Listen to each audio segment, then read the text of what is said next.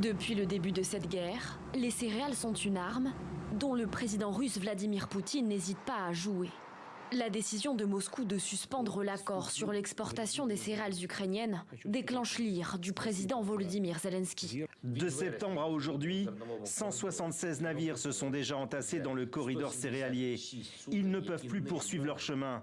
Certains transporteurs attendent depuis plus de 3 semaines.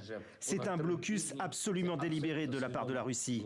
C'est une intention absolument transparente de la Russie de renvoyer la menace d'une famine à grande échelle en Afrique et en Asie. Signé en juillet dernier, cet accord a permis la livraison de 9 millions de tonnes de céréales. Selon l'ONU, 100 millions de personnes ont pu être sauvées de l'extrême pauvreté. Ces dernières semaines, Vladimir Poutine avait multiplié les critiques envers le contrat signé en Turquie. Il soulignait notamment que les exportations de la Russie, autre producteur céréalier majeur, souffraient des sanctions occidentales. Mais c'est par le pilonnage par drone de navires russes dans la baie de Sébastopol que le Kremlin explique sa décision. Il convient de souligner que les navires de la flotte de la mer Noire qui ont été attaqués par les terroristes participent à la sécurité du couloir céréalier dans le cadre d'une initiative internationale visant à exporter des produits agricoles depuis les ports ukrainiens.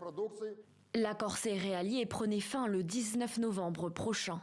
Sa renégociation suscitait déjà des inquiétudes.